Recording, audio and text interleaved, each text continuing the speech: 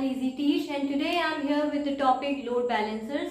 बहुत ज़्यादा time consume नहीं करूँगी, बहुत ही शॉर्ट वीडियो बनाई है और बहुत ही इजी लैंग्वेज में एक्सप्लेन करूँगी what is load balancer. Load balancer जैसा कि नाम से सजेशन मिल रहा होगा, एज ए नेम सजेस्ट कि ये लोड बैलेंस कर रहे हैं, that is why it has been named as load balancer, right. But कौन से टाइप का लोड बैलेंस कर रहा है और कैसे कर रहा है, ये चीज समझना जरूरी है ना। So this term comes into picture when we talk in the line of networking. Networking में इसका बहुत बड़ा रोल है लोड बैलेंसर्स का। क्या है?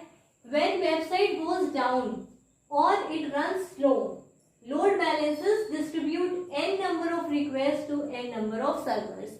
क्या मतलब हुआ कहने का? जैसे कि मान लीजिए हमने कोई www.abc.com कोई वेबसाइट ओपन करी, ठीक है। अब उस वेबसाइट में ट्रैफिक ज्यादा हो गया, या कभी कभी देखिए कुछ फ्लिपकार्ट वगैरह पे सेल आती है, बिग बिलियन डेज वगैरह, ट्रैफिक बहुत ज्यादा हो जाता है। एक साथ इकट्ठे कई लोग क्या करते हैं, उसको रन करना स्टार्ट कर देते हैं, तो वेबसाइट या तो स्लो हो जाती है या फिर क्या होता है, डाउन हो जाती है।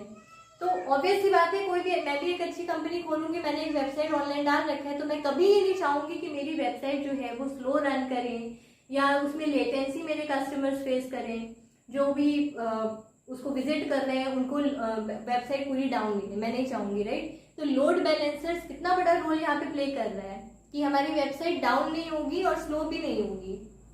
क्या ऐसा काम करता है ये क्या करेगा कि जो रिक्वेस्ट आ रही हैं उन n नंबर ऑफ रिक्वेस्ट को n नंबर ऑफ सर्वर्स को डिस्ट्रीब्यूट कर देगा। अगर हम एक रियल लाइफ एग्जांपल से समझने की कोशिश करें, तो हमारे पास घर में एक तरह के काम तो नहीं होते हैं ना, we have variety of works in our home.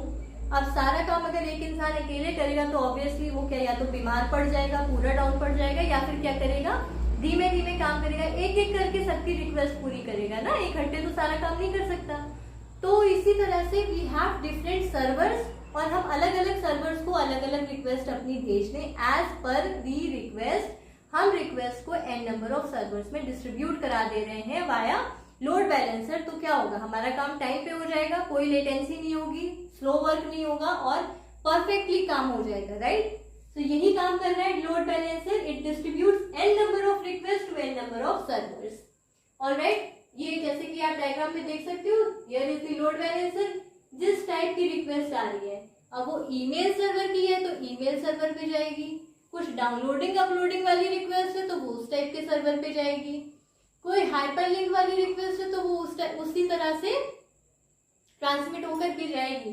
So we have different servers for n number of request, ठीक है।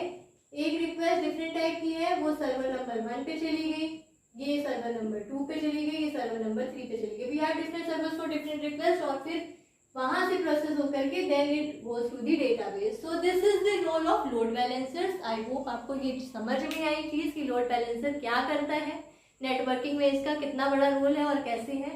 कोई चीज अगर आपको इससे भी बेटर वे में समझनी है और आप चाहते हो कि मैं इन डेप्थ समझाऊं लोड बैलेंसर कैसे काम कर रहा है, सो मुझे बताओ, कमेंट सेक्शन में अपने कमेंट्स ड्रॉप करो। I will surely try to upload a video for the in depth working of load balancers.